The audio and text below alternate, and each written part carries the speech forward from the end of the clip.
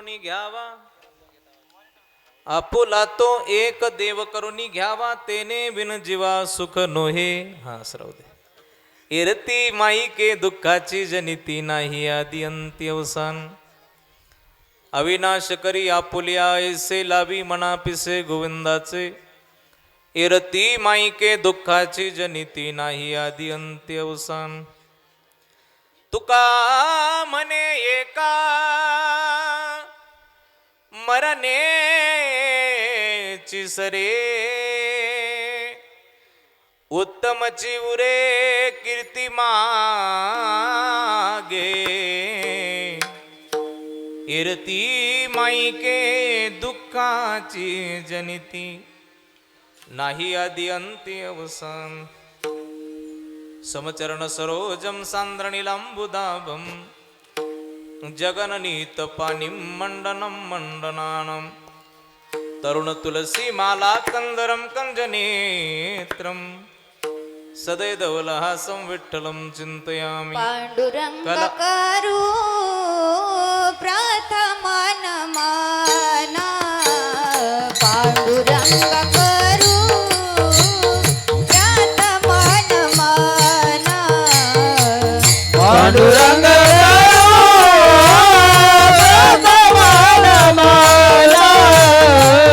पांडुरंग करू पांडुरंग करू प्रथमा नमना, पांडुरंग करू प्रथमा नमना.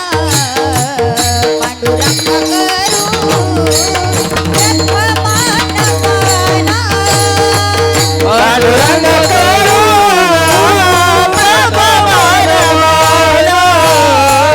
पांडुरंग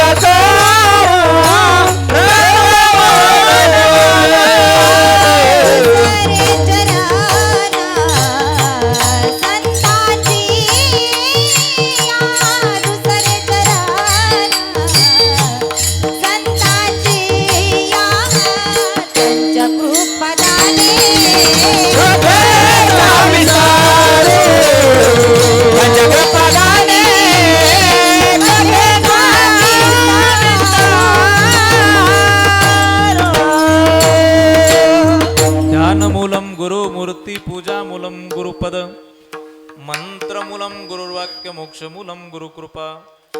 गंगा विशुद्धम नितपाद स्पर्शम सरोवेष्टितम चुंबितम पुण्यस्थानम.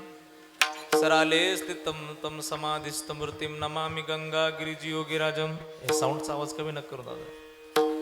तपोज्ञान वैराग्य भक्ती स्वरूपम सदा अलंकृतम साधु संन्यास योगम. मुखे यस्य वेदांत शास्त्रार्थ नीतिम. नमो नारायण गिरिजी परब्रह्म स्वरूप. शुक्लम ब्रह्म विचार सार परमा माध्यम जगद्व्यापिनी, विना पुस्तकधारिणी भयदाम जाग्यंधकारापा. हस्ते स्फाटिकमालिकांच ददतीं पद्मासने संस्थिता, वंदे तां परमेश्वरीं भगवती बुद्धिप्रदा शारदा.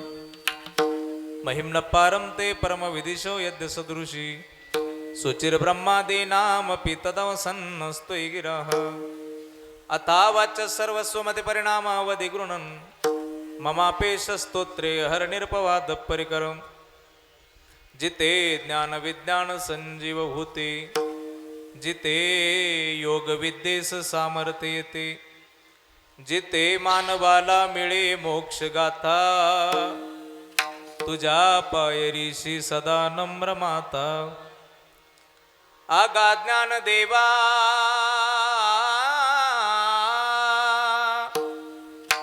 मुक्ताई परेशा. तुझ्या पायरीशी सदा नम्र माता. पदतीर्थाचे प्राशन करीता, पदतीर्थाचे प्राशन करीता. मुखी झळकले आसू,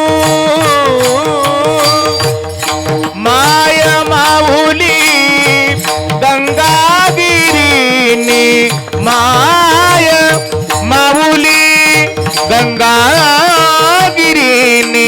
क्षणात पुसले आसो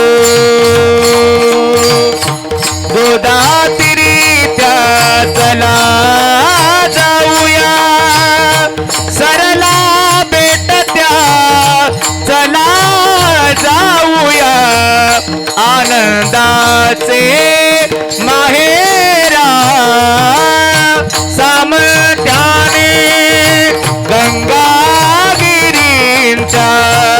सामर्थ्याने गंगागिरींच्या संकट जाई मागारा जय जय गंगागिरी जय जय गंगागिरी जय जय गंगागिरी जय जय गंगागिरी जय जय गंगागिरी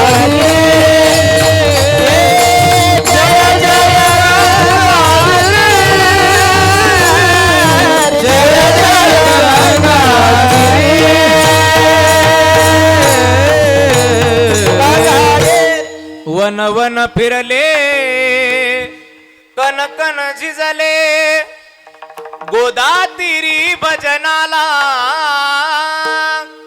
आग लावोनी झोपडी सत्या वारी पंढरपुराला शिवलिंग ते झोळी धरोनी नित्य स्मरे विठ्ठलाला राम जय जय गंगागिरी जय जय गंगागिरी जय जय गंगागिरी गंगागिरी गंगागिरी मस्तक माझा पायावरी या वारकरी संतांच्या सेवेलागी सेवक झालो तुमच्या लागलो निज चरणा अहो जे स्वामी तुक या देवा यावरी न करावा अवहेरू आपुला तो एक देव करुणी घ्यावा आपुला तो एक देव करुणी घ्यावा तेने विनजीवा सुख नोहे इरती माईके दुःखाची जनिती नाही आदी अंती अवसान प्रस्तुत साधू संतांच्या पदस्पर्शाने पावनपुणी झालेल्या महाराष्ट्राच्या मातेला वंदन करू कैवल्य साम्राज्य चक्रवर्ती श्रीमंत श्री ज्ञानोबराय जगद्गुरु श्री तुकोबराय योगीराज सद्गुरु श्री गंगागिरीजी महाराज स्वानंद सुखनिवासी ब्रह्मलीन गुरुवर्य सद्गुरु श्री नारायणगिरीजी महाराज व सकल वारकरी संतांच्या ठिकाणी साष्टांग प्रणिपात करतो आणि माझ्या कीर्तन सेवेला सुरुवात करतो. सेवेला सुरुवात करण्यापूर्वी वक्ता संबंधाने काहीसा परिहार देणं क्रम प्राप्त आहे आणि म्हणून परिहार द्यायचा आहे तो असा असणाऱ्या पुण्यक्षेत्र फॅन बंद करा काय अडचण नाही तर महाराजांकडे करा.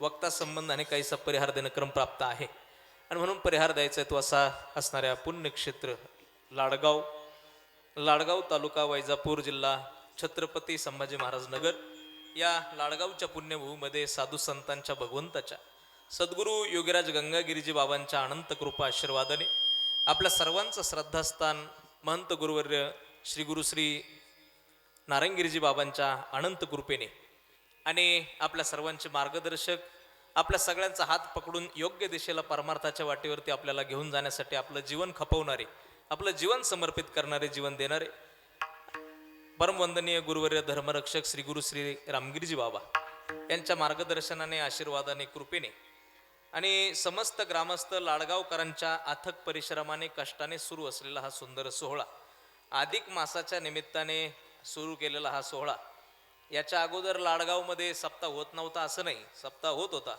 परंतु सद्गुरू योगीराज गंगागिरीजी महाराजांचा जो भव्य दिव्य सोहळा तुम्ही संपन्न केला, सद्गुरू योगीराज गंगागिरीजी महाराजांचा एवढा मोठा सोहळा झाल्यानंतर लाडगावच्या गावातील वार्षिक सोहळा सप्ताह मला वाटतं थांबला होता आणि तो सप्ताह पुन्हा एकदा चालू व्हावा यासाठी या अधिक मासाचा खरं तर पर्वकाळ साधला गेला आणि या अधिक मासामध्ये सर्व तरुण एकत्र जमून ज्येष्ठ एकत्र जमून सगळ्यांनी एक विचार करून गुरुवर्य महाराजांचे आशीर्वाद परवानगी आणि मार्गदर्शन घेऊन या ठिकाणी सोहळा करायचा ठरवला. म्हणजे पार कार्यक्रम सुरू होईपर्यंत आदल्या दिवसापर्यंत कार्यक्रम होईल की नाही अशी शाशंका होती.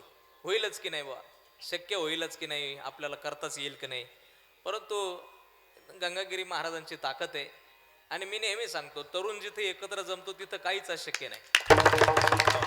तरुणांनी एकत्र यावं लागतं. तरुण एकत्र आला की तिथे काही अशक्य नाही.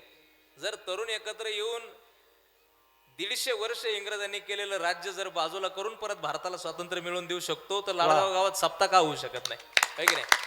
तरुण एकत्र येऊन जर हिंदवी स्वराज्य स्थापन करू शकतो, तर सप्तासारखी किरकोळ छोटी गोष्ट आहे. किरकोळ नाही पण छोटी गोष्ट आहे. आणि तेही लाडगाव म्हणजे बेटाच्या जवळ असलेलं गाव, तिथं होणं काय अवघड आहे. आणि म्हणून तरुण एकत्र जमले आणि हा संकल्प, शुद्ध संकल्प केला. सत्य संकल्पाचा दाता नारायण. चांगल्या संकल्पाला आणि अत्यंत चांगलं यश आलं. हा सोहळा करू घातला. तर आजपर्यंत जे घडलं नाही ते या सोहळ्यात घडलं.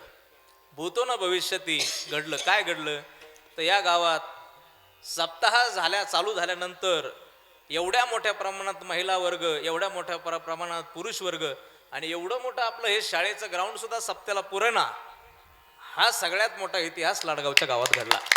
आणि ही सगळी कृपा सद्गुरू गंगागिरीजी महाराजांची आहे. आपल्या तरुणांची विशेष म्हणजे योगदान, ज्येष्ठांचं मार्गदर्शन. मी एकदा त्या तरुणांसाठी एकदा जोरात टाळी वाजवा, जोरात. आणि नेहमीच मी सांगतो बरं का, ज्या गावातला तरुण उर्मट नाही आणि म्हातारे कर्मट नाही, बरं का, तरुणांनी उर्मट नसावं, म्हाताऱ्यांनी कर्मट नसावं, मग असं एकत्रीकरण झालं की मग सोहळा लाडगाव सारखा होतो. तरुणांनी समजून तरुणांनी सांगावं की बे असं करा, तसं करा, आपण असं करू. आणि मग ते ज्येष्ठांनी सुद्धा त्यांचं सूचना म्हणून ऐकावं आणि ज्येष्ठांनी त्यांचं मार्गदर्शन करावं आणि तरुणांनी त्यांचा अनुभव म्हणून ऐकावं. मग असं झालं की मग सप्ताह मोठा होतो, भव्य होतो. नाही तर मग त्यांना काय कळतं, त्यांना काय आकली का त्याच्यातल्या, त्यांना काय समजतं त्याच्यात, कोण पंक्ती द्यायला मोकळं एवढ्याल्या. मग असं म्हटलं का येणे इकडं वळायचं आणि तीन तिकडं वळायचं, मग ते सप्त्याचे 2 झाले वाचून राहत नाही. परंतु हरकत नाही, देर आहे दुरुस्त आहे. 15 वर्षाचा, किती वर्षाचा, 12 वर्षाचा जवळजवळ गॅप पडला. आता सद्गुरू गंगागिरीजी महाराजांच्या कृपेने आणि आपल्या सगळ्याच्या प्रयत्नाने हा सोहळा असाच वर्षानुवर्ष आपण चालू ठेवा, एवढीच प्रार्थना गंगागिरी बाबाच्या चरणावरती करतो. असा सुंदर सोहळा, भव्य सोहळा लाडगावकरांनी या ठिकाणी करू घातला. सरला बेट गोदावरी धामचे विद्यार्थी आणि ज्येष्ठ सुंदर कीर्तनकार शिवाजी महाराज कोचे यांच्या व्यासपीठ नेतृत्वाने, गोदावरी धामचे विद्यार्थी मंडळांच्या व्यासपीठ नेतृत्वाने आणि समस्त ग्रामस्थांच्या परिश्रमाने पैकी कार्यक्रमाला उपस्थित सर्व मान्यवर, त्यामध्ये सर्वच मान्यवर, आता कुणाचं नाव घ्यावं कुणाचं ठेवावं, पैकी तरी सुद्धा गायनाचार्य म्हणून, मृदंगाचार्य म्हणून आपल्याला लाभलेले मान्यवर पाहुणे मंडळी, त्यांचा उल्लेख करावा असं मला वाटतो. आणि म्हणून ती सगळी मान्यवर मंडळी, त्यामध्ये प्रामुख्याने उपस्थित हरिभक्तपरायण संतोषजी महाराज थोरात गोड चाल त्यांनी गायली. अरुणजी महाराज वाकळे अत्यंत सुंदर अशा पटदीप रागातली चाल त्यांनी सुंदर अशी चाल गायली. त्याचबरोबर हरिभक्तपरायण सुदामजी महाराज साळुंके या ठिकाणी आहेत. त्यांना विशेष ज्येष्ठ भजनी आहेत, ज्येष्ठ वारकरी आहे, जुने वारकरी आहे, त्यांना विशेष धन्यवाद आहे. सुंदर आवाज आहे. त्याचबरोबर हरिभक्तपरायण रवी महाराज तिपाली आमचे सरला बेटाचे विद्यार्थी, आमचे ज्येष्ठ गुरुबंधू आहेत. खूप गोड सुंदर अशा पद्धतीचं गायन करतात, गोड असं कीर्तन करतात. त्यांनाही विशेष धन्यवाद आहे. श्री गुरु माऊलींची त्यांच्यावरती कृपा आहे. त्याचबरोबर उपस्थितांमध्ये प्रामुख्याने उपस्थित आपल्याच गावचं रत्न, आपल्या या भूमीचं रत्न आणि पहिल्या दिवशी या सोहळ्यामध्ये ज्यांचं कीर्तन झालं, आदरणीय श्री हरिभक्तपरायण सुंदर स्वराच्या, सुंदर गळ्याच्या गायिका आणि गोड कीर्तनकार समीक्षाताई बोर्डे, ते या ठिकाणी आहेत. ताईंनाही विशेष धन्यवाद आहे. आणि सर्वच मान्यवर मंडळी, आता 2 थरात माणसं उभे आहेत पुढं मागं. आता एवढ्यांचे नावं घेणं माझ्याकडून शक्य नाही, खूप मान्यवर आहेत सगळ्यांच्या चरणावरती. इकडे सर्व मान्यवर आमच्या साऊंडच्या सेवेसाठी उपस्थित आदरणीय हरिभक्तपरायण गोविंददादा स्वयंपाकाचं तुमच्याकडेच आहे का दुसऱ्याकडे? त्यांच्याकडे द्यायला का?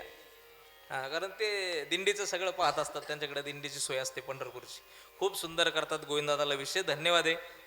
खूप सुंदर असा साऊंड आहे. पाखवाजाच्या सेवेसाठी उपस्थित आपल्या सद्गुरू योगीराज गंगागिरीजी महाराज संस्थांचे ज्येष्ठ मृदंग वादक आणि गुरुवर्य महाराजांच्या सेवेमध्ये आता आपलं जीवन ज्यांचं समर्पित करतात, आदरणीय आपल्या सर्वांचे लाडके हरिभक्तपरायण विक्रमजी महाराज या ठिकाणी आहेत. महाराजांना टाळी वाजा जोरात.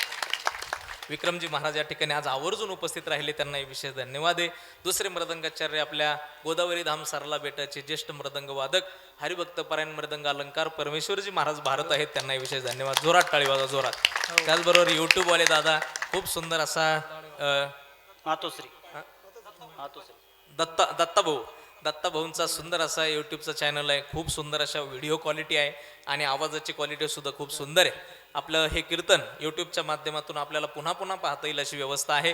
दत्ता भाऊंनाही विशेष धन्यवाद आहे. सर्वच मान्यवर हार्मोनियमच्या सेवेसाठी उपस्थित ताई, त्यांच्याही चरणावरती कोटी भावाने वंदन करतो. विनेकरी महाराज इकडे सगळ्या जमलेल्या ताई, सगळ्याच मान्यवरांच्या चरणावरती कोटी भावाने नतमस्तक होतो. आता कोणाचं जर नामोल्लेख माय कोण राहिला असेल तर माई बापाचं अंतःकरण करून मला माफ करा अशी आपल्या सगळ्यांच्या चरणावरती भावना व्यक्त करतो. आणि देवाची शपथ घेऊन सांगतो, मी पुढच्या वर्षी तुमचं नाव घेईन 100% घे. फक्त मला तारखा देत राहा वर्षभर, असं वरच्यावर देण्यात राहा. सगळ्यांच्या चरणावरती कोटी भावाने वंदन करतो. सगळ्यांच्या चरणावरती पांडुरंग रुक्मिणी आई साहेब समजून नतमस्तक होतो, कीर्तनाकडे वळतो. विठाल विठाल सेवेकरता निवडलेला अभंग महान भगवत भक्त विश्वंदे महाराष्ट्र भूषण कनकाई बोलोबा पुत्र पंचमेद निर्माते जगद्गुरु जगदवंदनीय श्रीमंत संत श्रेष्ठ श्री तुकोबरायांचा 4 चरणाचा उपदेश करणारा अभंग आहे. थोडं मॉनिटर लावते गोविंद दादा, मॉनिटर लावते. मॉनिटरचं कमी नका करू, भोंग्याचा थोडा कमी कर पाहिजे. हॅलो. जगद्गुरु श्री तुकोबरायांचा उपदेश प्रकरणातील अभंग आहे. श्री तुकोबराय आजच्या अभंगातून उपदेश करतात. सर्वांगाचे कान करून माझ्याकडे पाहत राहा, मी तुमचा वेळ जास्त घेणार नाही, अगदी वेळेमध्ये कीर्तन थांबवणार आहे. जगद्गुरु तुकोबराय उपदेश करतात. उपदेश खूप सोपा आहे आणि तुम्हा मला गरजेचा उपदेश आहे. जगद्गुरु श्री तुकोबराय अशी नजर फिरवतात तर त्यांना प्रपंचिक जीव दिसतो, अर्थात मी दिसतो, तुम्ही दिसतात. आणि तुकोबराय आपल्याकडे पाहून तुकोबराय पाहतात की या प्रत्येक जीवाची धाव एका दिशेने आहे. कोणत्या दिशेने धाव आहे तर तुकोबराय पाहतात, तुम्ही पहा, जन्माला आलेला जीव या मृत्यूलोकात जन्माला आला की लहानांपासून मोठ्यांपर्यंत आणि आबालांपासून वृद्धांपर्यंत प्रत्येकाची धाव ही सुखाच्या दिशेने आहे. प्रत्येकाला वाटतं मला सुख मिळावं, कुणालाही विचारा, प्रत्येकाला सुखाची अपेक्षा आहे. जाऊ दे मरू द्या, मी तुम्हाला विचारतो, माता माऊल्यांनो, पुरुष वर्ग, मला सांगा, तुम्हाला सुख पाहिजे की दुःख पाहिजे? तुम्हाला विचारतो, सुख पाहिजे की दुःख पाहिजे? दुःख कशाला पाहिजे महाराज? सुख पाहिजे. प्रत्येकाची अपेक्षा सुखाची आहे. ज्ञानोबराय म्हणतात, मज लागी दुःख व्हावे ऐसे कोणी भावे ना जीवे. कोणाला वाटत नाही की मला दुःख व्हावं. जाऊ दे मरू द्या, माणसं जे दुःखात आहे ना त्याच्याशी मैत्री सुद्धा करत नाही. म्हणून एक सुंदर गीत आहे, सुख के सब साथी दुख में ना कोई,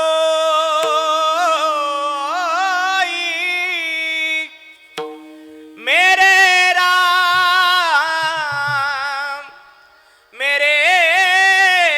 राम सारी जाती दूजा न कोई, सुख के सब साथी दुख में ना कोई, दुख में ना कोई, दुख में ना. मैत्री सुद्धा सुखातल्याच माणसाची आहे, दुःखातल्या माणसाची नाही. दुःख कोणाला आवडत नाही. प्रत्येकाला सुख पाहिजे, सुखाची अपेक्षा आहे. माझा प्रश्न खूप सोपा आहे, प्रत्येकाला सुखाची अपेक्षा आहे, मग त्या सुखासाठी आपण प्रयत्न करतो की नाही? सुखासाठी आपण प्रयत्न करतो की नाही? तुम्हाला बोलावं लागेल त्याशिवाय कीर्तन करणार नाही. सुखासाठी प्रयत्न करतो ना? किती प्रयत्न? अहो, सकाळपासून रात्री झोपेपर्यंत जे करतो ते सुखाचे प्रयत्नच आहे. मग काय करतो? आमचे कीर्तनकार सांगतात, दिवसाची पाठ असलं तर बोला, काय हरकत नाही, मी काहीच म्हणणार नाही. दिवसाची रात्र, रात्रीचा दिवस, हाडाची काळ, रक्ताचं पाणी, गोल्याचं वाटोळ्याचं गोल, ह्याची टोपी त्याच्या डोक्यात, त्याची टोपी त्याच्या डोक्यात, दोघाची. मला माहिती आहे पाठ आहे तुमचं, तुम्ही एवढं गडबडू नका, मला माहिती आहे. आपलं सगळ्यांचं तेच चालू आहे, माझ्या सगळं आपल्या सगळ्याचं तेच आहे. सकाळी उठल्यापासून रात्री झोपेपर्यंत आपलं जे चाललंय ते सगळे सुखाचे प्रयत्न आहे. आणि ऐका माझं, जेवढं सुखाच्या प्रयत्नासाठी आपण धडपड करतो, सुख मिळवण्याची आपली इच्छा आहे, तेवढं इथं बसल्यापैकी कोणाकोणाची देवप्राप्तीची इच्छा आहे, देवप्राप्तीचा प्रयत्न आहे. जसं सुख मिळावं वाटतं म्हणून सुखासाठी प्रयत्न करतो, तसं देव मिळावं असं वाटतं आणि देवाच्या प्राप्तीसाठी प्रयत्न करतात. असं किती लोक बसले तिथं? लोक म्हणतील, महाराज तो देव काय घेऊन बसला इथं, प्रपंचालाच वेळ पुराणा. तो देवाला काय करतो? आथरीतो का पांघरीतो? काय देवाचा? मग एक लक्षात ठेवा, माझं एक वाक्य आहे, सोपं आहे. जर आपली सुखाची इच्छा असेल आणि सुखासाठी प्रयत्न असेल पण देवाकडे पाठ असेल तर माफी मागून बोलतो, मरून जाऊ आपण पण सुख मिळायचं नाही. तुम्ही म्हणताल महाराज एवढं कठोर बोलता. कठोर नाही, सत्य बोलतो. अरे जर सुख पाहिजे असेल तर जिथे आहे तिथं गेलं पाहिजे. महाराज म्हणतात या जगाच्या पाठीवरती दुसरं कोण सुख देईल? सुख रूपायचा दुजा कोण सांगा. माझ्या पांडुरंगा सारिका माझ्या पांडुरंगा सारिका माझ्या पांडुरंगा सारिका पैसा तुझ्या माझ्या पांडुरंगा सारिका माझ्या पांडुरंगा सारिका माझ्या पांडुरंगा सारिका.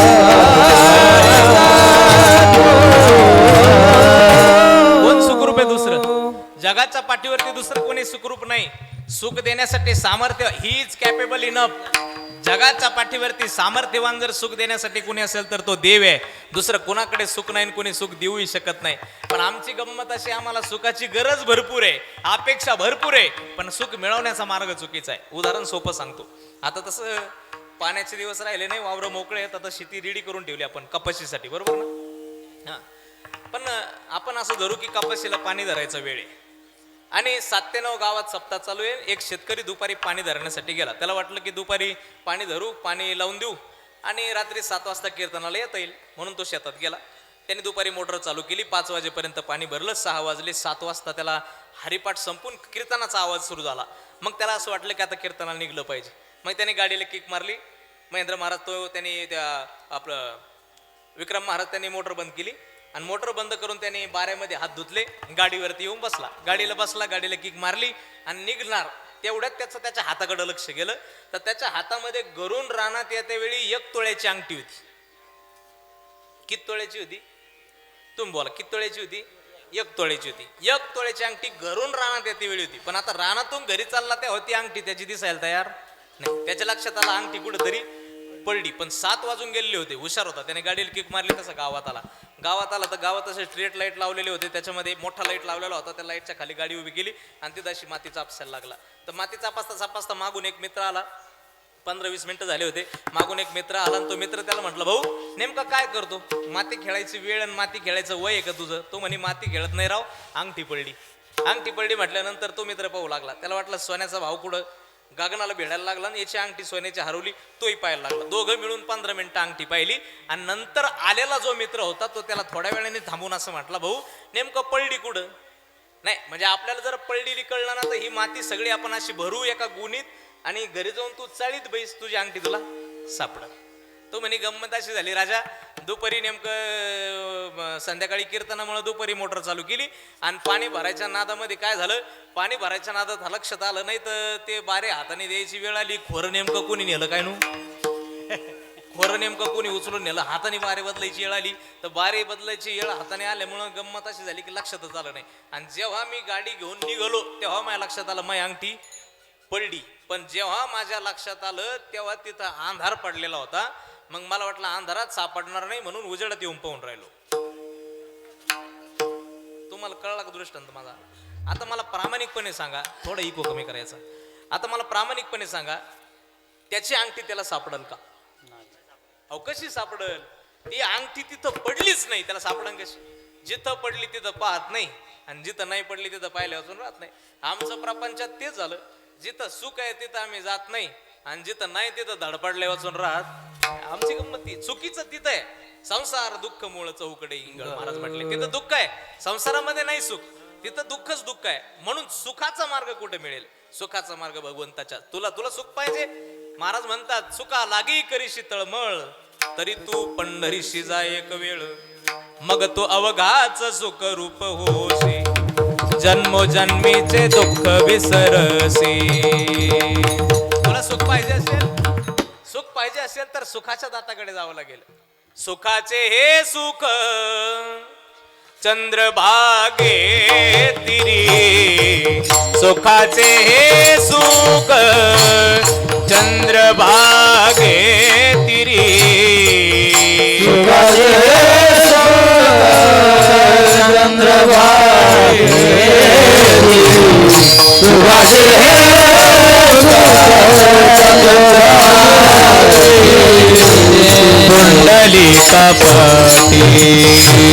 पुंडलिका पटी उभे आ सुखाचे सुख चंद्रभागे तिरी सुखाचे सुख चंद्रभागे तिरी सुखाचे सुख चंद्रभागे सुखाचे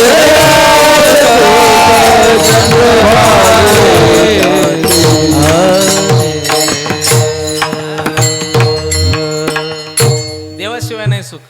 हॅलो इको थोडं कमी कर. देवाशिवाय सुख नाही आणि सुख पंढरपुरात आहे. देवच पंढरपुरात आहे, त्याच्यामुळे सुख पंढरपुरात आहे. हे आम्हाला संतांनी शोधून सांगितलं. संतांना विचारलं, महाराज सुखाचा पत्ता कुठे? म्हणे पंढरपुरात आहे. तुम्ही सुखरूप कसे? म्हणे आम्ही त्याच्या भजनामुळे सुखरूप आहे. सदा नाम घोष करू हरिकथा, नाही का? तेने सदा चित्ता समाधान सर्व सुख ल्यालो. सुख मिळालं. सुख कशामुळे? देवाचं भजन केल्यामुळे, परमात्म्याचं चिंतन केल्यामुळे. पण महाराज तिथं सुख आहे हे तुम्हाला कसं कळलं? म्हणे अनुभवातून. अनुभवाशिवाय जगात काहीच कळत नाही, लक्षात ठेवा. एखादा जर तुम्हाला भेटला नसता येऊ करेंगे तेव करेंगे म्हणला तर त्याच्यावर विश्वास ठेवू नका. बोलणारे माणसं खूप भेटतात, करणारे माणसं खूप कमी भेटतात. इथं बोलणारी प्रजाती खूप पाहायला मिळते, म्हणजे येऊ करेंगे तेव करेंगे कुछ नाही करेंगे. नाही तर भाषण चाललं दारूबंदीवरती. दारू गांजा मत पियो यारो, इको थोडं कमी करा. दारू गांजा मत पियो यारो अक्कल गुम हो जाती है, अपने जेब का दाम खर्च कर मुंह में मक्खी आती है. पिऊ नका दारू, चांगलं नसते. अरे गांजा पिऊ नये, दारू पिऊ नये, चांगलं नसते. काय असते त्याच्यामध्ये? परिवाराचे वाताहूत होऊन जाते. अरे परिवार रस्त्यावरती येतो, बायका पोरांवरती वाईट दिवस येतात, लोक वाईट नजरेने पाहतात, चांगलं नाही. अरे काय करता? ऐन तारुण्यामध्ये वाईट दिवस पोरांवरती बायकोवरती येतात. रे पिऊ नाही, चांगलं नाही. असं सुंदर भाषण झालं महाराज. एवढ्या टाळ्या वाजल्या, गावकऱ्यांना वाटलं आपली गावात दारूबंदी होणार. लय आनंद वाटला लोकांना. पण शेजारच्या गावचे लोक आलेले होते, त्यांना असं वाटलं आपल्या गावातली दारू बंद झाली पाहिजे. मग सोनूभाऊ ते सगळे एकत्र जमले आणि ते गावकरी मिळून सगळे महाराज नाही साहेबाची तारीख घ्यायला गेले. महाराज नाही साहेब होते. साहेबाची तारीख घ्यायला गेले. तर साहेबाची तारीख घ्यायला गेले तर साहेबाला स्टेजवर उतरतच तुम्हाला कळलं का? मला एवढीच ऍक्टिंग येते, याच्या पुढे येत नाही.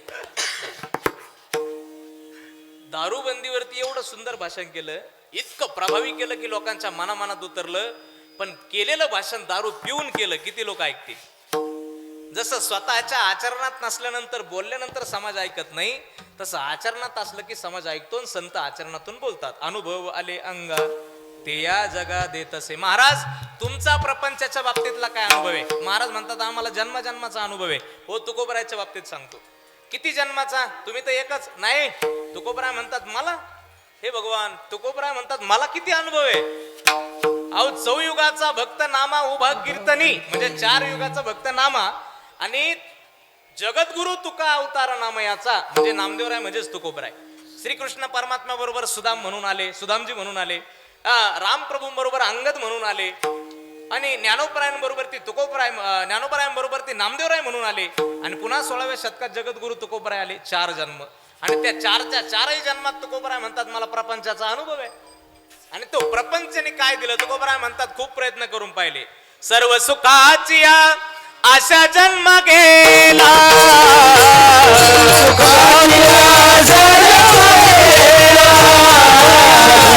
मुक्ती यत्न नाही गेला,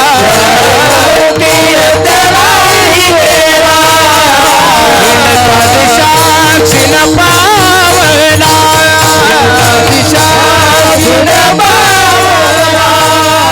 माया वेस्तीला जीव माझा,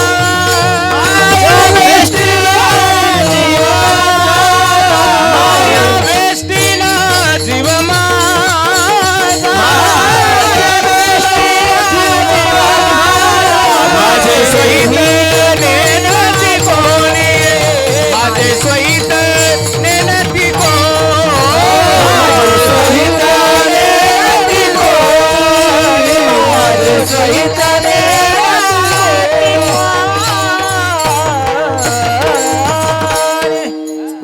सर्व सुखाचे आशा जन्म गेला. सुख प्राप्तीसाठी सगळ्या दिशेला प्रयत्न करून पाहिला आणि सगळ्या दिशेला फिरून पाहिल्यानंतर लक्षात आलं की हे मायेने व्यापलेलं जग आहे, इथं सुख मिळायचं नाही. मग सुख कुठं मिळेल? मग लक्षात आलं की या जीवाला सुखाची गरज आहे. मग माझे स्वहित नेणती कोण, माझ्या मनाला प्रश्न पडला. आणि मग सुख प्राप्तीचा शोध सुरू केल्या केल्या पहिलं ठिकाण जे दिसलं ते म्हणजे गोदावरी धाम दिसलं, सरला बेट दिसलं. तिथे गंगागिरी बाबा दिसले, तिथे नारायणगिरी बाबा दिसले, तिथे हरिगिरी महाराज, सोमेश्वरगिरी महाराज, नाथगिरी महाराज, नारायणगिरीजी महाराज, तिथे रामगिरी महाराजांसारखे महापुरुष दिसले.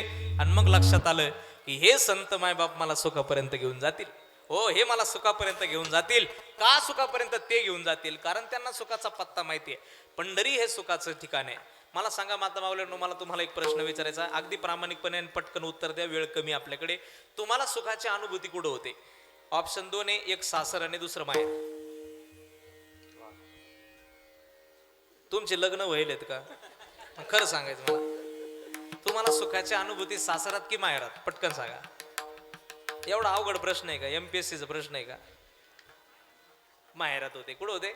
सासरात सुख नाही असं मला म्हणायचं नाही, सासरात सुख आहे, पण सासराच्या आणि माहेरच्या सुखामध्ये फरक आहे. मी तुम्हाला सांगतो कसं. आता हे कीर्तन संपलं, तुम्ही पंक्तीला बसले, पंक्तीला बसल्या आणि पंक्तीला बसता बसता तुम्हाला 100 रुपयाची नोट सापडली. तुम्हाला आनंद होईल का दुःख होईल? काय होईल? आनंद होईल, बरोबर. आणि जेवण करून उठल्या, जेवण करून परत घराच्या दिशेने निघल्या, परत 500ची नोट सापडली. आता काय होईल? काय होईल? आनंद होईल. मला सांगा, 100 रुपयाचा आनंद झाला की नाही? झाला होता. 500चा झाला. 100चा आनंद संपला का? मग आता संपन कसा? कमी झाला आनंद. 100चा कमी झाला, 500चा जास्त झाला. आता पण आनंद संपला नाही. जसं 100च्या आनंदात कमी झाला आणि 500चा आनंद जास्त झाला, 100च्या आणि 500च्या आनंदात तीव्रतेत फरक झाला, तसं माहेरच्या आणि सासराच्या सुखात फरक आहे. 100ची नोट म्हणजे सासराचं सुख आहे आणि माहेर म्हणजे 500ची नोट आहे. कळलं तुम्हाला? सासरात सुख आहे पण माहेरात जास्त आहे. का? कारण तिथं प्रेम करणारी माणसं आहे, जीव लावणारी माणसं, तिथं आपल्या जवळ घेणारी माणसं आहेत. किती जीव लावणारी माणसं आहेत. अरे सासरला तिच्या घरी जळता जळत नाही, तरी पोरगी माहेरातून सासरकडे निघली ना, तर बाप काठी टेकत टेकत वावरात जाऊन 2-3 तिरम्या कोथंबीरीच्या उपटून पोरीच्या पिशीत घालतो. ताई, तुझ्या घरी सगळे पण हे 2-3 तिरम्या घेऊन जा. हे सुख कुठं मिळतं परत? सांगा. 70 वर्षाची आई 50 वर्षाची पोरगी येते, तर 70 वर्षाची आई काठी टेकत टोपल्यापाशी जाऊन टोपल्यातून चतकुर भाकर मोडून आणते, पुरीवरून ओवळल्याशिवाय तिचं मन शांत होत नाही. ही माया आणि हे प्रेम कुठं? फक्त माहेरात मिळतं, पुन्हा मिळत नाही. म्हणून माहेराची आपुलकी तुम्हालाच असं नाही, संतांना सुद्धा आहे. म्हणून तर म्हटले महाराज, आपुल्या माहेरा जाईल मी आता, बाई बाई जाते ग माहेराला, बाई बाई जाते ग माहेराला, बाई बाई जाते ग माहेराला, बाई बाई जाते ग माहेराला, बाई बाई जाते ग माहेराला, बाई बाई जाते ग माहेराला, बाई बाई जाते ग माहेराला, बाई बाई जाते ग माहेराला, माझ्या घरच्या घराला, माझ्या घरच्या घराला, माझ्या मूळच्या घराला,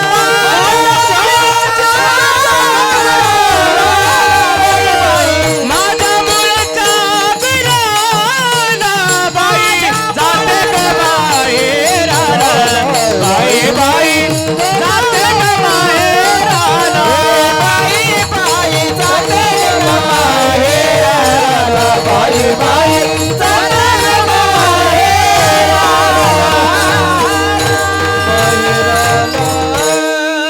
माहेराला जाण्याचा संतांनी आग्रह धरला की माहेरला जाईल आणि माहेरमध्ये सुख भोगेल. का? कारण तिथं सगळी आहेत, बाप आणि आई, माझी विठ्ठल रघुमाई, माझी विठ्ठल विठ्ठल रघुमाई, आना माझी माझी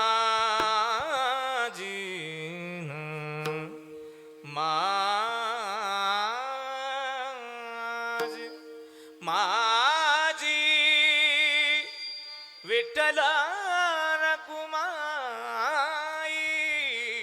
पाणी आई माझे विठ्ठल रकुमाई माझे विठ्ठल रकुमाई माझे माहेर पंढरी माझे माहेर पंढरी आहे वीर रे जाती आहे वीर रे जाती आहे वीर रे जाती. तिथं माझं माहेर आहे, तिथं माझी आई आहे, तिथं माझे वडील आहे, तिथं माझा भाऊ आहे, पुंडलीकर आहे बंधू, तिथं माझी बहीण आहे. आणि म्हणून तिथे जाण्याची एक वेगळी ओढ आहे. एका जनार्दनी शरण करी माहेराची आठवण. त्या माहेरामध्ये जाण्याची ओढ त्याच्यासाठी आहे की तिथं आनंद मिळतो, तिथं सुख मिळतं. आपल्यालाही सांसारिक जीवाला जर सुख मिळवायचं असेल तर तिथंच जावं लागेल. पण तिथं जाऊन त्याला मिळवण्याचं, त्याला प्राप्त करण्याचं एक सोपं साधन आहे. तेवढं साधन सांगतो. ते साधन असं आहे, महाराजांनी सांगितलं पंढरीकडे जायचं तर कसं जा, गात जागा गात जागा गात जागा गात जागा गात जागा गात जागा गात जागा गात जागा गात जागा प्रेम मागा विठ्ठल प्रेम मागा हा विठ्ठल गात जागा गात जागा गात जागा गात जागा हे प्रेम मागा विठ्ठल प्रेम मागा विठ्ठल गात जागा गात जागा गात जागा गात जागा.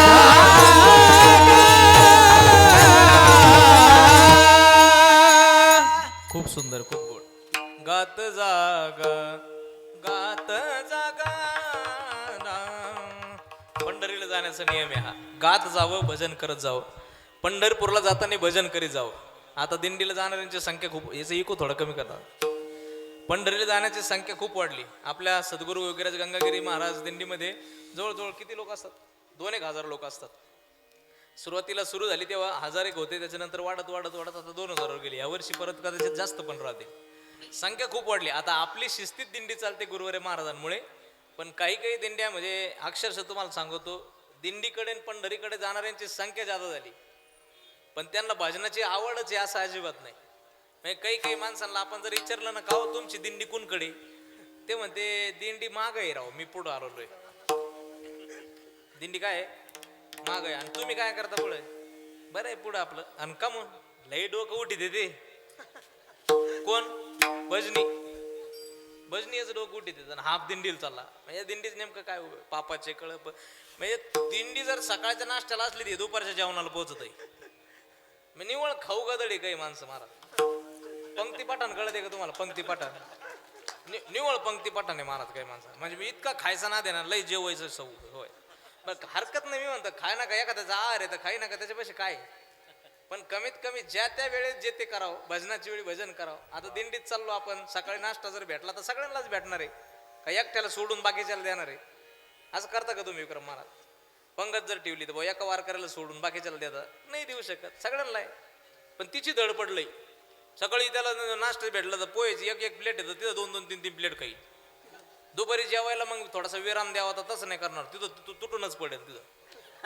ते वैकुंठ ते वैद्य बाबा म्हणायचे, तो इतका जेवतो म्हणजे अक्षरशः कपाळ जितकं टणक तितकी ढिरी टणक लागूच तोवर खातो.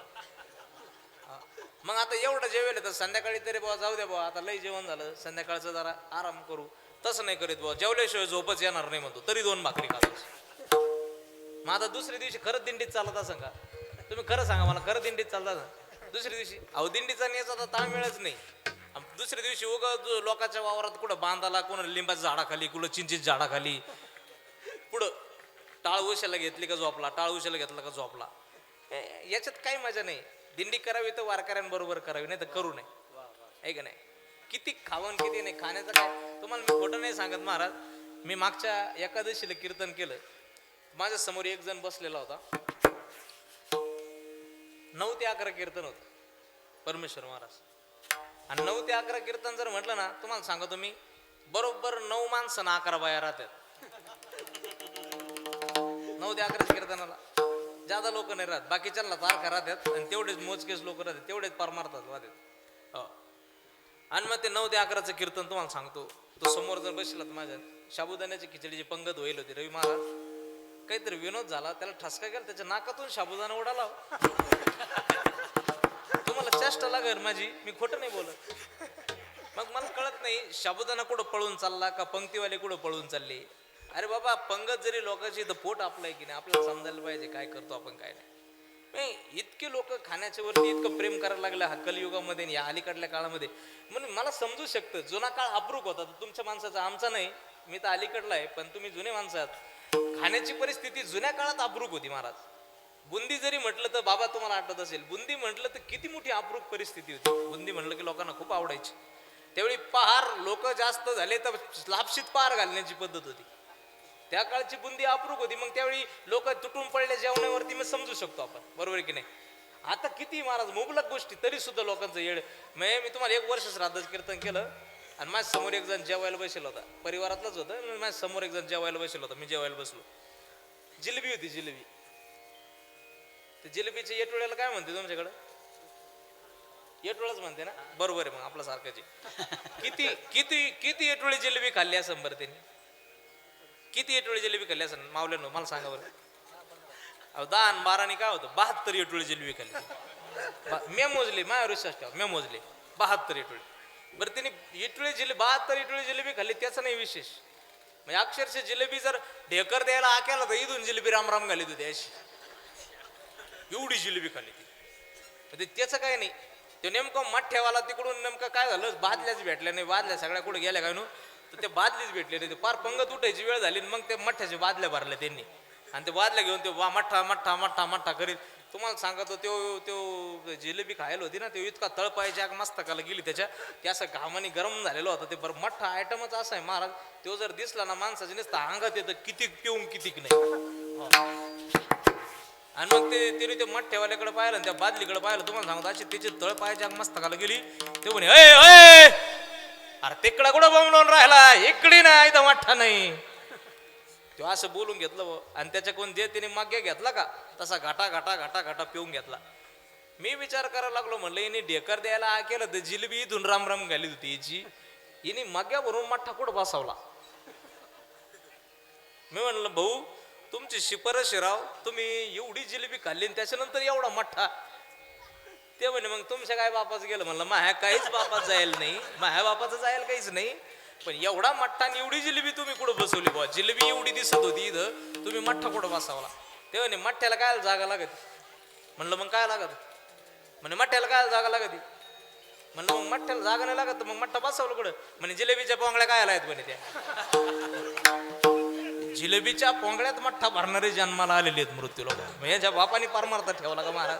परमार्थ नाही महाराज, परमार्थाचा नियम आहे युक्त आहार विहार.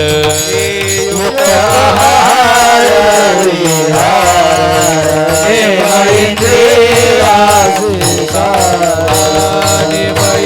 इंद्रियासी सार करावी वास करावी वास निद्रा बहुवास युक्त विहार युक्त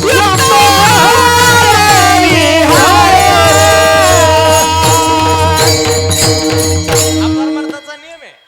इथे परमार्थामध्ये आहार युक्त असावा, विहार युक्त असावा, बोलणं मर्यादित असावं, झोपणं मर्यादित असावं, पाहणं मर्यादित असावं, दिंडीत चालावं तर ज्ञानोबा तुकोबराच्या गजरात चालावं, सकाळी उठल्यानंतर काकड्यामध्ये दंग व्हावं, भजनामध्ये दंग व्हावं, अशा पद्धतीची दिंडी. आणि मग तशी दिंडी करून पंढरपूरला जा, देव भेटल्या वाचून राहत नाही.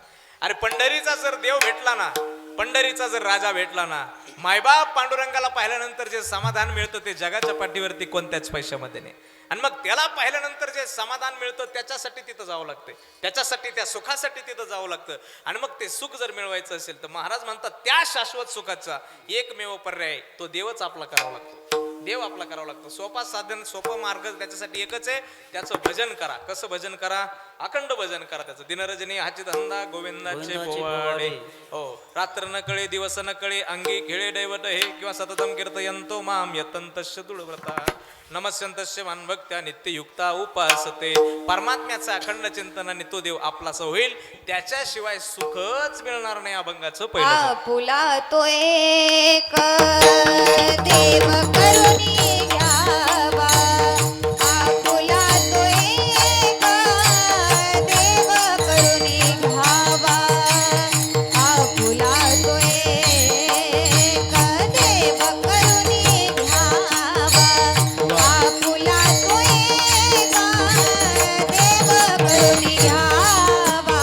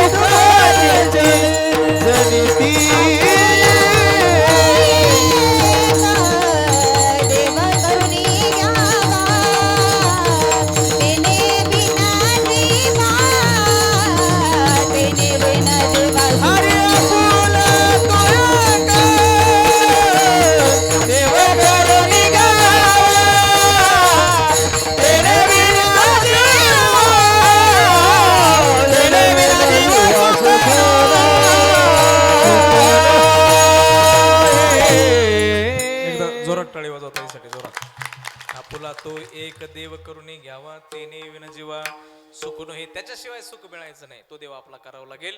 ते आपला करण्यासाठी एकमेव साधन आहे जे शबरीने केलं. काय केलं शबरीने? अखंड भगवंताचं भजन केलं, रामनामाचं चिंतन केलं.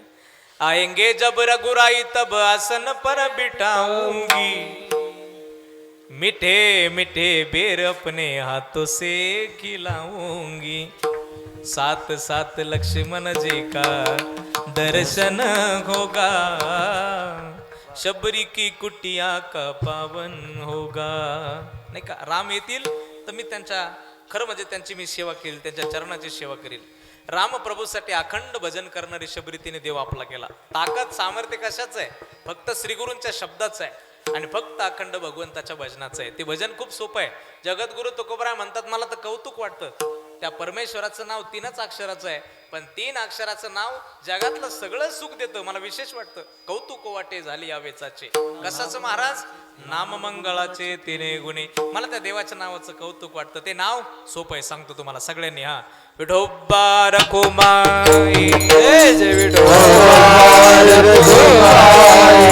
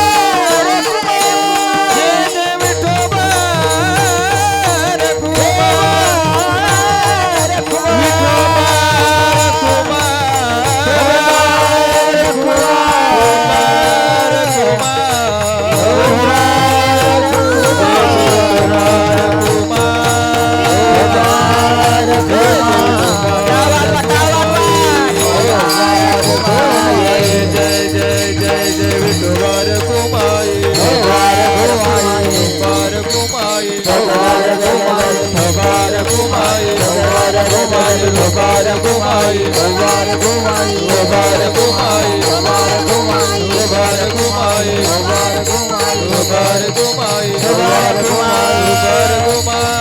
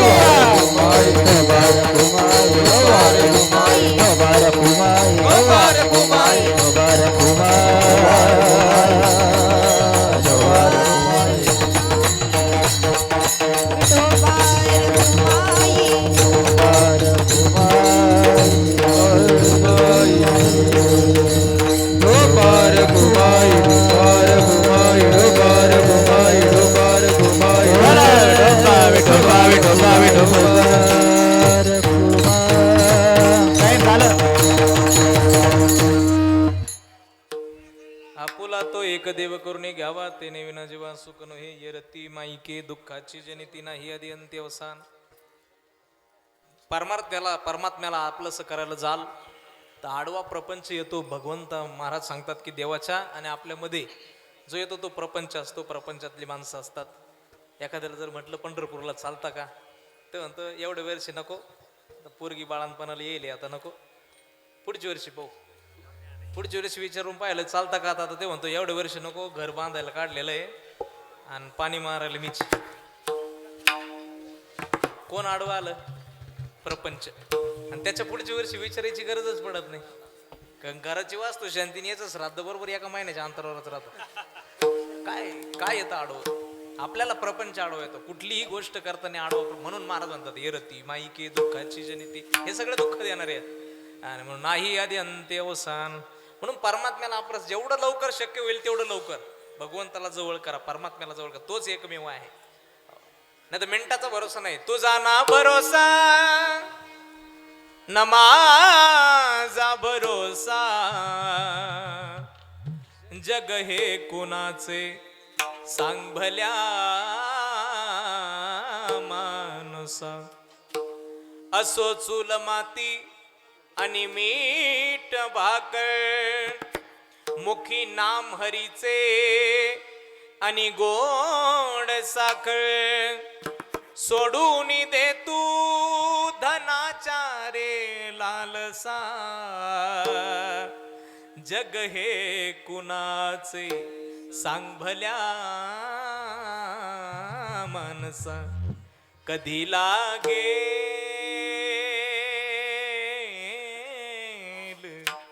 कधी लागेल रे लागेल रे, कधी लागेल रे वेड्या तुला थोडी अभंगाची. कधी लागेल रे वेड्या तुला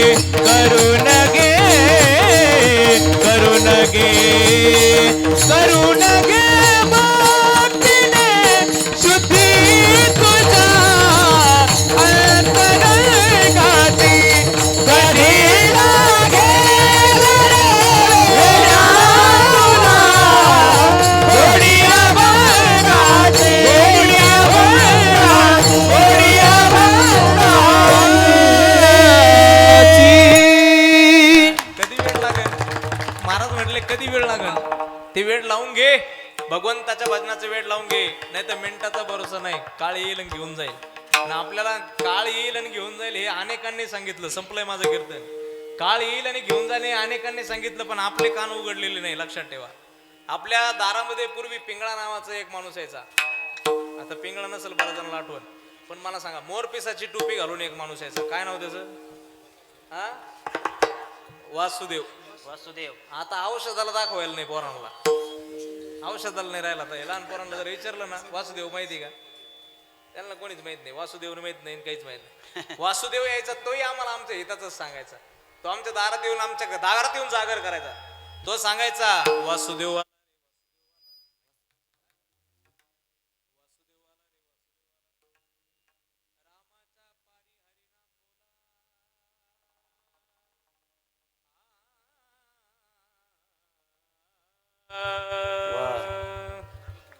वासुदेव आला रे, वासुदेव आला, वासुदेव आला रे वासुदेव आला, वासुदेव आला रे, वासुदेव आला, वासुदेव आला रे वासुदेव आला. रामाचा पारी हरिनाम बोला, हरिनाम बोला, रामाचा पारी हरिनाम बोला, रामाच्या पारी हरिनाम बोला. वासुदेव आला रे, वासुदेव आला, वासुदेव आला रे वासुदेव आला, आला रे, वासुदेव आला. वासुदेव आला रे वासुदेव आला. तो सांगायचा, आजोबाच्या नावानं, बर का, आजोबाच्या नावानं, पंजोबाच्या नावानं, आजोबाच्या नावानं, पंजोबाच्या नावानं, दान पावलं दादा, दान पावलं, दान पावलं दादा दान पावलं, दान पावलं दादा, दान पावलं, दान पावलं दादा दान पावलं. कोण नाही रे कोणाचं, शेवटी एकलं रे जायाचं. कोणी नाही कोणाचं, देऊन एकलं जायचं. कोण नाही रे कोणाचं, शेवटी एकलं रे जायाचं. कोणी नाही रे कोणाचं, शेवटी एकलं जायचं. आई बापाच्या नावानं दान धर्म करीन, आई बापाच्या नावानं दान करीन. वासुदेव म्हणायचा, अरे बाबा कोण कोणाचं नसतं, आणि आई बापाच्या नावाने दान धर्म करा.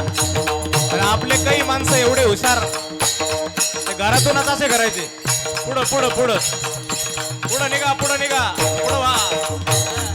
मग वासुदेव सांगायचा, अरे आई बापाच्या नावानं दान धर्म करीन, आणि एवढं मोठं गठुड कोणासाठी कमायचं, एवढं मोठं गठुड आणि कोणासाठी कमायचं, म्हणून आई बापाच्या नावानं दान धर्म करीन. वासुदेव आला रे, वासुदेव आला, वासुदेव आला रे वासुदेव आला, वासुदेव आला रे, वासुदेव आला, वासुदेव आला रे वासुदेव आला. वासुदेव वासुदेव म्हणा तुम्ही, वासुदेव वासुदेव म्हणा, वासुदेव वासुदेव म्हणा रे तुम्ही, वासुदेव वासुदेव म्हणा. अरे वासुदेव वासुदेव म्हणा तुम्ही, वासुदेव वासुदेव म्हणा, वासुदेव वासुदेव म्हणा रे तुम्ही, वासुदेव वासुदेव म्हणा. नरदेह दुर्लभ जाणारे, वासुदेव वासुदेव म्हणा, वासुदेव वासुदेव म्हणा. वर्षाची गणना आहे, वासुदेव वासुदेव म्हणा, तुम्ही वासुदेव वासुदेव म्हणा. त्यामध्ये दुःख यातना तुम्ही, वासुदेव वासुदेव म्हणा रे. तुम्ही वासुदेव वासुदेव म्हणा. तुम्ही आत्ममधून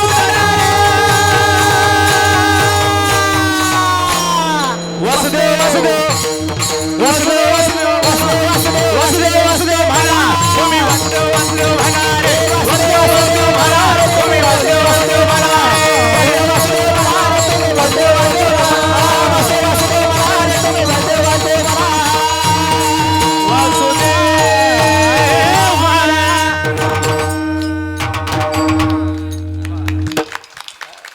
तो वासुदेव सांगून जायचा आपल्याला, तो सांगायचा हे सगळं कोणासाठी आहे, एवढं सगळं कमवून कोणासाठी ठेवणार आहे. मागची माणसं काय करतील, अरे मागची माणसं तुझं काय करतील, व्यवस्थित तुला सांभाळ, व्यवस्थित शेवट करतील की ते नाही माहिती.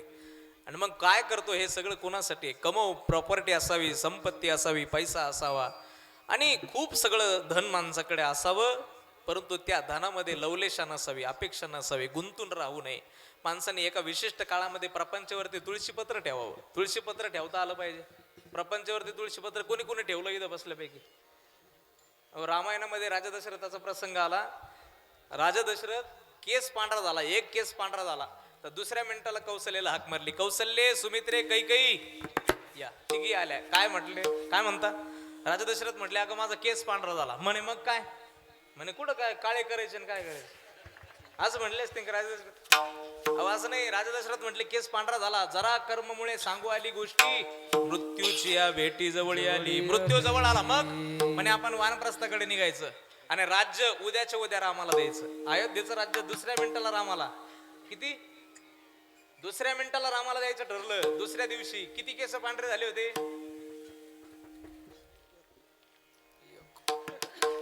खरं सांगा तुम्ही, आता माझ्यासारखं नका बोलू, खरं बोला.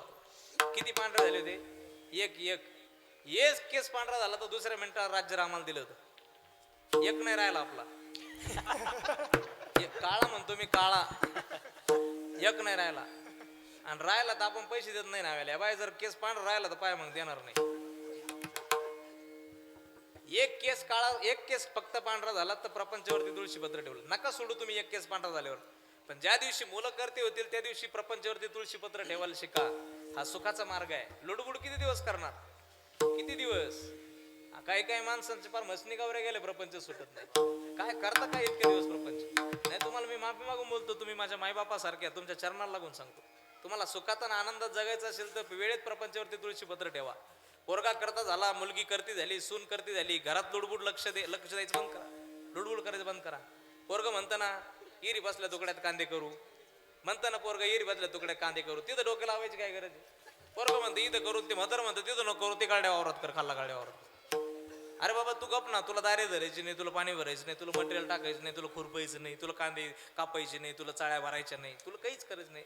तुला बसल्या जागेवर 2 टायमाला जेवण आहे, 3 टायमाला चहा आहे, बेड्याचं कट्टल तो आहे, उशाला आहे. तुला गावात जायला यायला गाडी आहे चार्जिंगची. ते लोकांचं तिकडे बंड पडू, तू मात्र मधून चाल, पण तुला चार्जिंगची गाडी आहे. मागच्या हारणं देऊ देऊ मरू दे, पण तू असं मधून चाल. एक चार्जिंगच्या गाड्याचं एक लय अवघड झालंय. त्या 30-40 हजारापासून भेटायला लागल्यामुळे एवढ्या गाड्या बरं घेई नका त्याचं नाही काही. आता विशिष्ट वयानंतर कानाला जर ऐकायला येत नसलं तर त्या माणसाने स्वतः कधी डिरिंग करू नये रोडवर यायची. आणि त्याच्यात आता तर करूच नका तुम्ही. आता रस्ता तुमचा एकदम सुपरफास्ट झालेला आहे. आता सुपरफास्ट रस्ता झाला. आता तुमचं लक्ष नसलं का राम बोलो भाई मुक्कम पुष्ट मसन खाई, तिथून पुन्हा यायचंच नाही. कठीण काम आहे. प्रपंचावरती तुळशीपत्र. मुलगा करतो सोडून द्या, डोकं घालू नका. मग सारखं डोकं घालण्याचा परिणाम ते पोरग गावात 4 पोरांमध्ये बसले बसले म्हणतं आमचं म्हातारं ना इतकं डोकं लवित आहे, त्याला कधी असा उचलून आपटितो त्याच्याशिवाय त्याला कळायचंच नाही.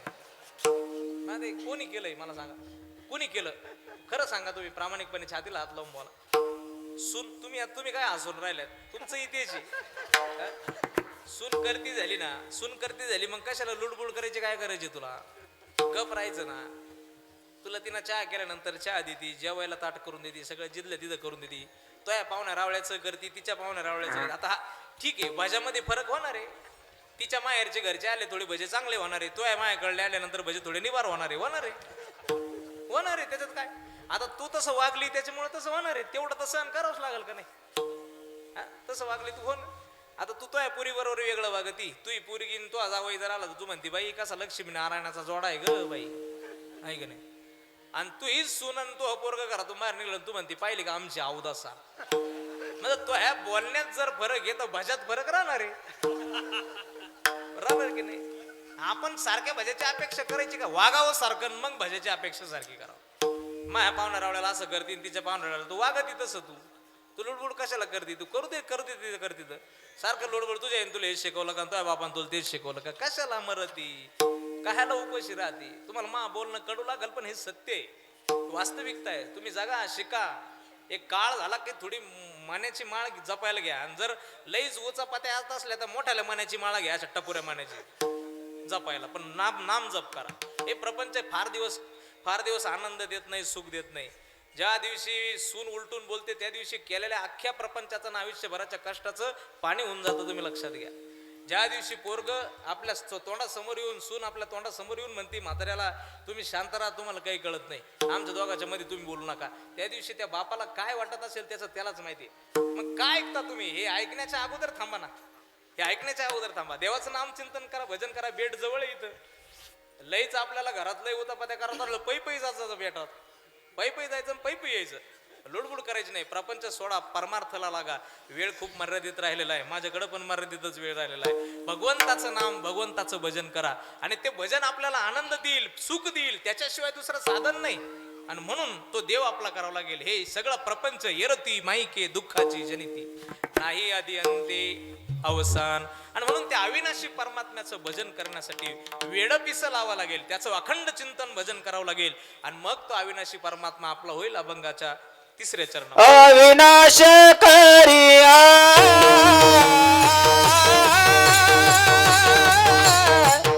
आपले ऐसे, अविनाश करिये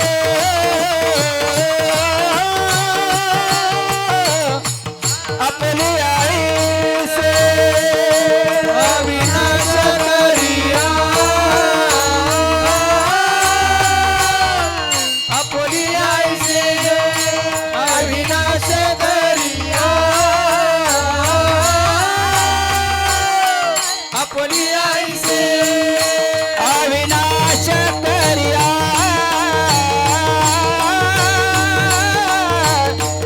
आपली ऐसे, अविनाश करिया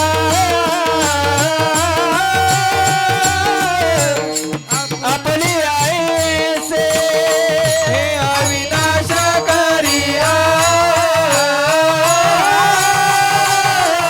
आपली ऐसे, अविनाश करिया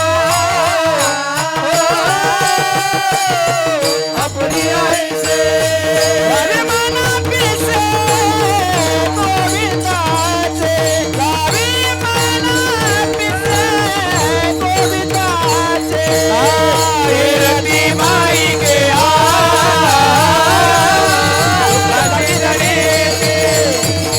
रती माई के काची जळेते, काची जळेते, काची जळेती. माईके दुःखाची जनिती, अविनाश करी आपुल्या ऐसे, लावी मना पिसे गोविंदाचे. भगवंताचं वेड पिस लावा, परमात्म्याचं वेड पिस लावलं की एक जीवन सुंदर होईल. आणि असं सुंदर जीवन जगा या मृत्यू लोकात शिल्लक राहिलं पाहिजे. शिल्लक राहण्यासाठी परोपकार करावा लागतो. शतक 16 आहे आणि त्या 16व्या शतकामध्ये 4 बाजूने तुमच्या आमच्या मुघली सल्तनती आपल्या मानेवरती नाचत होत्या. आणि 4 बाजूने मुघली सल्तनती आपल्या मानेवरती नाचत असताना आपण फक्त आणि फक्त अत्याचार सहन करत होतो. कुणी यावं आपल्यावरती अत्याचार करावा, कुणी यावं आपल्यावरती अत्याचार करावा. आपल्या आया बहिणींची आबरू आपल्या नजरेसमोर लुटली जात होती. आणि त्या 16व्या शतकामध्ये आपण फक्त पारतंत्र्य भोगत होतो. त्या 16व्या शतकामध्ये जाधवांच्या घरामध्ये एक पोरगी जन्माला आली, जिजाऊ तिचं नाव होतं. भोसलेंच्या घरामध्ये एक पोरगा जन्माला आला, शहाजी त्याचं नाव होतं. दोघांचा विवाह झाला. शिवनेरी किल्ल्यावरती, शिवनेरी प्रांतावरती ते दोघं जण राहत होते. प्रपंच करत असताना, युद्ध करत असताना आता पुढे प्रपंचामध्ये त्या जिजाऊच्या उदरी गर्भ वाढत होता. आणि तो गर्भ वाढत असताना जिजाऊने या समाजावरती, जनतेवरती, रयतेवरती होणारा अत्याचार पाहिला होता. आणि या उघड्या डोळ्याने अत्याचार पाहून जिजाऊने आता ठरवलं होतं की माझ्या माय माऊलींची आबरू लुटली जाते, ती आबरू लुटणं थांबलं पाहिजे. माझ्या शेतकरी राजाची आबरू लुटली जाते, त्या शेतकरी राजाची आबरू लुटणं थांबलं पाहिजे. स्वराज्य निर्माण झालं पाहिजे, हे रयतेचं राज्य निर्माण झालं पाहिजे. पारतंत्र्य किती भोगावं, किती कष्ट करावे. माझ्या माणसांनी, माझ्या 12 बलुतेदारांनी, 18 पगड जातीतील माणसांनी किती दिवस यांचा अन्याय सहन करावा. हा अन्याय कुठेतरी संपला पाहिजे. म्हणून त्या जिजाऊने शिवनेरी किल्ल्यावरती शिवाई देवीचं मंदिर गाठलं होतं. हे आई, हे चंडमुंड शक्ती भवानी, हे शिवाई देवी. दारुगड दारुगड दारुगड दारुगड बये दारुगड दारुगड बये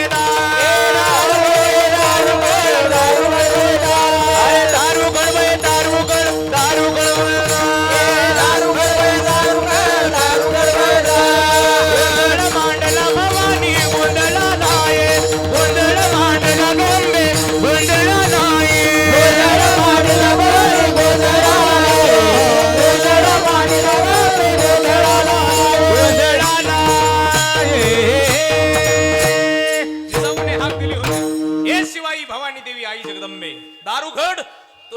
लागेल. आणि आई जगदंबेने सुद्धा ऐकलं होतं जिजाऊच्या उदरी एक गर्भ वाढत होता आणि गर्भ कोणी सामान्य नव्हता. 19 फेब्रुवारी 1630 छत्रपती शिवरायांचा जन्म झाला. राजा जन्माला आला आणि दृष्टा चळका पसुटला. एक एक किल्ला एक एक मावळा 18 पगड जातीतील मावळे एकत्र करून राजाने स्वराज्य निर्माण करण्याचं स्वप्न केलं होतं, पाहिलं होतं. आणि त्या राजाने स्वप्न पाहत असताना ही बातमी आहे विजापूरच्या तख्तावरती जाऊन आदळली होती. विजापूरच्या तख्तावरती अली आदिलशहाची आई बडी बेगमच्या कानावरती बातमी गेली. बडी बेगमने दरबार भरवला होता. कोण आहे ये शिवा, कोण आहे ये शिवा, अरे आहे कोण हा शिवाजी. महाराष्ट्रामध्ये एवढी आपल्या सल्तनती आहे, 4 बाजूने 4 मुघली सल्तनती असून सुद्धा कोण हा शिवा जन्माला आला आणि हा स्वराज्य निर्माण करण्याचं स्वप्न पाहतो. कोण आणील त्या शिवाला जिवंत किंवा मारलेला. आणि मग कोणी उठून उभा राहत नव्हतं. एक राक्षसासारखा दिपाट उठून देहाचा माणूस उठून उभा राहिला आणि अफजल खान त्याचं नाव होतं. उठून उभा राहिला. मैं लाऊंगा शिवा को, मैं लाऊंगा शिवा को, जिंदा या मुर्दा मैं लाऊंगा. खानासाठी टाळ्या वाजल्या आणि खान आनंदाने आता विजापूरवरून महाराष्ट्राच्या दिशेने निघाला. फक्त एकच गोष्ट सांगायची, विजापूरवरून महाराष्ट्राच्या दिशेने निघालेला खानाला सगळ्यात पहिलं तुळजापूर लागलं. आणि तुळजापूरमध्ये आई भवानीचा दरबार त्यांनी पाहिला. तर भवानीच्या दरबारामध्ये भगवा झेंडा फडकत होता आणि आई जगदंबेच्या दरबारातून एकच संबळाचा आवाज येत होता, आनंदी निर्गुण प्रकटली भवा,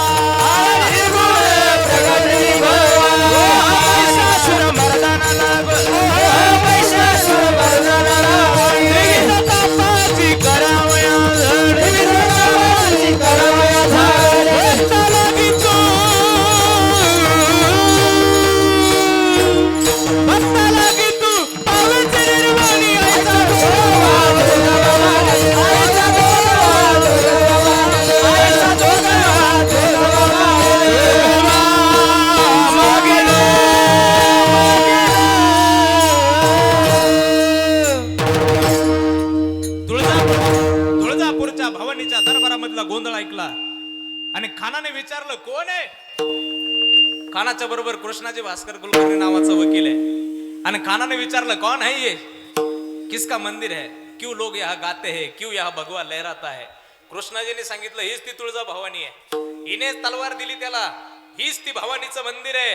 हिच्याच बळावरती तो शिवाजी उड्या मारतो, स्वराज्याचं स्वप्न पाहतो. असं गाव गाला, तोडून टाका, फोडून टाका. खानाने दिलेले सैन्यांना फरमान होतं. मंदिरामध्ये भवानीच्या मूर्तीवरती घाव घातले होते आणि कानावरती शिवाजी रायाच्या बातमी पोहोचली होती की तुळजा भवानीची मूर्ती आता फोडली होती. खानाच्या फोडलेल्या मूर्तीचा आवाज खाना छत्रपती शिवरायांच्या कानावरती पोहोचला होता. बातमी कानावरती पोहोचल्यानंतर राजे जिजाऊच्या चरणावरती गेले होते. आऊसाहेब, भवानीवरती खानाने घाव घातला. ज्या भवानीने आम्हाला स्वराज्याचं स्वप्न दाखवलं, ज्या भवानीने आम्हाला भवानी नावाची तलवार दिली, ज्या भवानीने आम्हाला ताकद दिली, क्षमता दिली, आशीर्वाद दिला, त्या भवानीवरती खानाने घाव घातला. आऊसाहेब, काय करावं, कुणाला सांगावं. जिजाऊने सांगितलं, राज आता खचून चालायचं नाही, बसून चालायचं नाही. काय करा, मोहीम तयार करा. ज्या खानाने भवानीवरती तलवार टाकली तोच खान त्या भवानीला बळी द्यायचा. मग मोहीम तयार झाली. मोहीम तयार केली. राजाने विचार केला, आता फक्त आणि फक्त खान बोलावला पाहिजे. बोलावला म्हणजे मग काय करायचं ते आपण करणार. मग राजाने ठरवलं, मोहीम तयार केली आणि प्रतापगडाच्या पायथ्याशी खानाला भेटण्याचा निरोप पाठवला. आणि खानाला भेटण्याचा निरोप पोहोचल्यानंतर खान आनंदात गुम झाला. त्याला वाटलं की राजाने मला बोलवलं म्हणजे मला शिवाजी शरण आला. आणि शिवाजी शरणाला त्या आनंदाने खान विजापूरच्या तुळजापूरवरून जो प्रतापगडाच्या दिशेने निघाला होता, वाटेत येणाऱ्यांना विध्वंस करत होता, आबरू लुटत होता, आया बहिणींची आबरू लुटत चाललेला खान जसं पत्र मिळालं तसं विजापूरच्या दिशेने प्रतापगडाच्या दिशेने आता निघाला होता. आणि प्रतापगडच्या दिशेने निघालेल्या खानाकडे आता हजारोचं सैन्य होतं आणि राजाने सुद्धा खानाची खातिरदारी करण्याची तयारी चालू केली होती. प्रतापगडच्या पायथ्याशी खान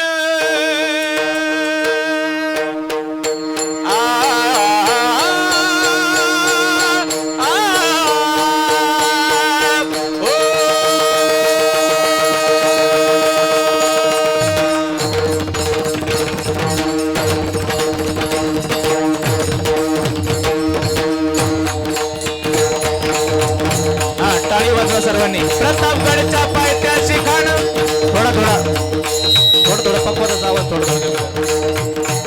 प्रतापगडच्या पायथ्याशी खान, प्रतापगडच्या पायथ्याशी खान, प्रतापगडच्या पायथ्याशी खान आला बेगुमान नाही त्याला जाण.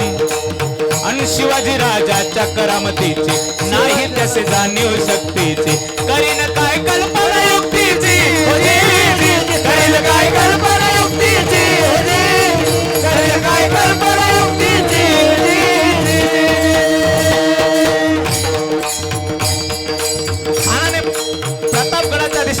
यायला सुरुवात झाली होती. राजाने खानाला भेटण्याची तयारी केली होती. भेटीसाठी शान उभारीला, भेटीसाठी शान उभारीला, नक्षीदार शामी आण्याला, नक्षीदार शामी आण्याला. खान डौलत डुलत आला, खान डौलत डुलत आला. सय्यद बनला त्याच्या संगतीला, सय्यद बनला त्याच्या संगतीला. खानाने आपल्या बरोबर सय्यद बंडा नावाचा सरदार आणला होता. पण राजा सुद्धा कच्च्या गुरुचा चेला नव्हता. राजा बरोबर सुद्धा न्हावी समाजात जन्माला आलेला जीवा महाला नावाचा सरदार होता. म्हणतात ना, वता जीवा म्हणून वाचला शिवा. हो, खाना बरोबर सय्यद बंडा होता. तर शिवाजी राजा बरोबर शिवबाच्या संगती महाला, शिवबाच्या संगती महाला, शिवबाच्या संगती महाला, शिवबाच्या संगती महाला. आणि खान भेटण्यासाठी प्रतापगडाच्या पायथ्याला येऊन पोहोचला होता. आणि खानाची खातिरदारी शामियान्यामध्ये केली होती. राजेगडावरून खाली आले, प्रतापगडाच्या पायथ्याला पोहोचले. शामियान्याचा दरवाजा उघडला. धिप्पाड देहाचा खान, 12 हत्तीचं बळ असलेला खान राजाकडे पाहतो. छत्रपती खांद्याच्या उंचीचे लागणारे छत्रपती खानाने पाहिले. आणि खान विचार करतो, एवढा एवढा शिवाजी माझं काय करायचा. आणि मग खान म्हणतो कसा,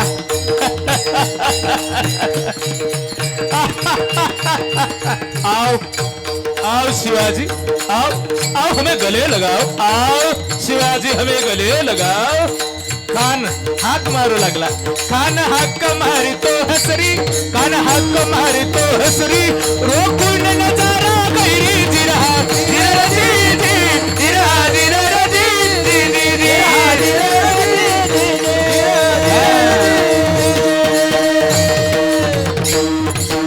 खानाने हाक मारली आणि राजाने सुद्धा जगदंबेचं नाव घेऊन पाऊल पुढे टाकला. खानाच्या जवळ गेले आणि खानाच्या जवळ गेल्यानंतर खान म्हणतो, आओ राजे हमें गले लगाओ. राजाने खानाला आलिंगन दिलं आणि आलिंगन दिल्यानंतर खानाने दगा केला. खानाचा अभिमान मान्याला, खानाचा अभिमान मान्याला, कट्टारीचा वार त्यानं केला, कट्टारीचा वार त्यानं केला, कट्टारीचा वार त्यानं केला, कट्टारीचा वार त्यानं केला. खरखर आवाज झाला, खरखर आवाज झाला, खरखर आवाज झाला, खरखर आवाज झाला. चिलखत होतंय अंगाला, चिलखत होतंय अंगाला, चिलखत होतंय अंगाला, चिलखत होतंय अंगाला. खानाचा वार फुका गेला. इतक्यामध्ये खान गडबडला. राजाने जगदंबेची आठवण केली आणि तेवढ्यामध्ये पोटामध्ये बिचू ढकलला, वाघनक्याचा मारा केला. पोटामध्ये बिचू ढकलला, वाघनक्याचा मारा केला.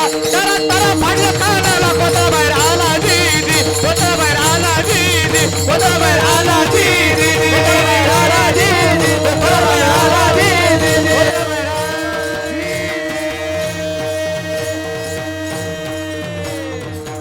छत्रपती शिवाजी महाराज की, धर्मवीर छत्रपती संभाजी महाराज की. प्रतापगडचे युद्ध झाले.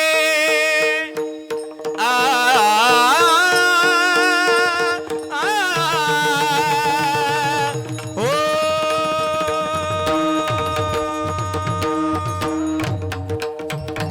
प्रतापगडचे युद्ध झाले, रक्त सांडले, पाप सारे गेले. पावन केला कृष्णेचा घाट, लाविली गुलामीची ही वाट. मराठेशाहीचा वाढला थाट हो जी, मराठेशाहीचा वाढला थाट हो जी, मराठेशाहीचा वाढला थाट हो जी जी जी जी जी जी जी.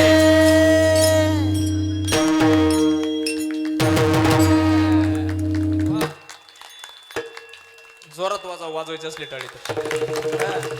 छत्रपती शिवाजी महाराज की, धर्मवीर छत्रपती संभाजी महाराज की, भारत माता की.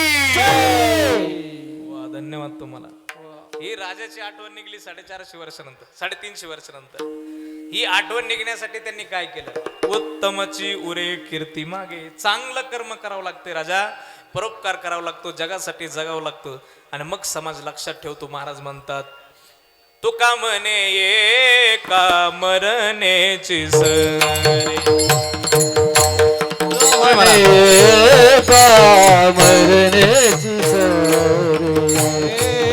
तुका म्हणे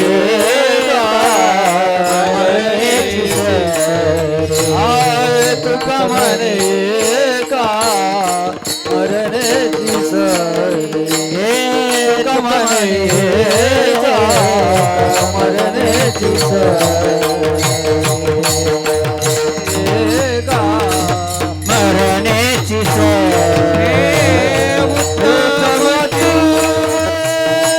कीर्ती मागे उत्तमाची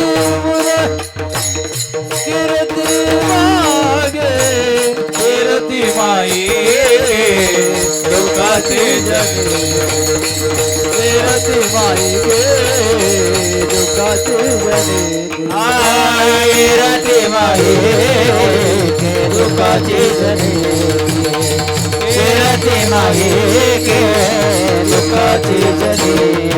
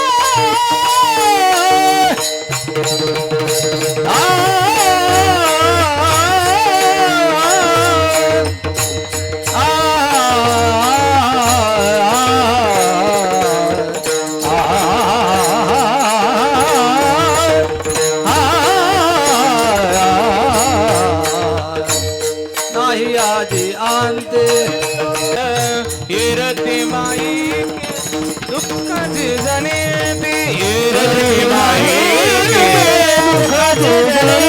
दुःखाची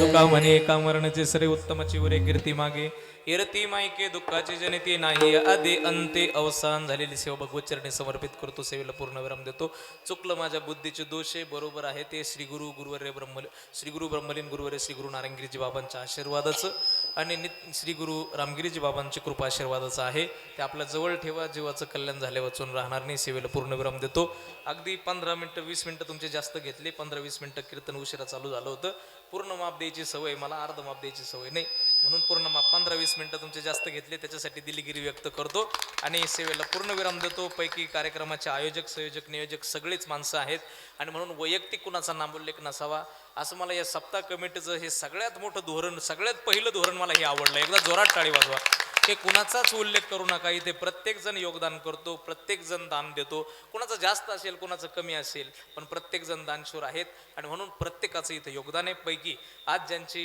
अन्नदानाची पंगत आहे त्या सगळ्या आयोजकांचं मी या ठिकाणी आभार व्यक्त करतो त्यामध्ये जाधव परिवार आहे पोटे परिवार आहे वेलगुडे परिवार आहे वाघ परिवार आहे डमडेरे परिवार आहे अकोलकर परिवार आहेर परिवार पठाडे परिवार आणि कोपकर परिवार आणि समस्त लाडगाव ग्रामस्थ यांच्यासाठी एकदा जोरात टाळी वाजवा या सगळ्यांच्या चरणावरती नतमस्तक होतो या अन्नदात्यांना विशेष धन्यवाद देतो सद्गुरू गंगागिरीजी महाराज यांचं घर असंच भरून ठेवो अशीच त्यांच्या चरणावरती प्रार्थना करतो आणि आम्हाला सुद्धा ज्यांनी संत पंगत दिली ते आदरणीय आमचे मामाश्री बाळकृष्णजी सरोदे पाटील त्यांनाही मी विशेष धन्यवाद देतो त्यांच्याही चरणावरती नतमस्तक होतो आणि सर्वच मान्यवरांच्या चरणावरती नतमस्तक होऊन आयोजक संयोजक नियोजक तरुण मंडळी ज्येष्ठ मंडळी सगळ्यांच्या चरणावरती नतमस्तक होतो सेवेला या ठिकाणी पूर्णविराम देतो ज्ञानेश्वर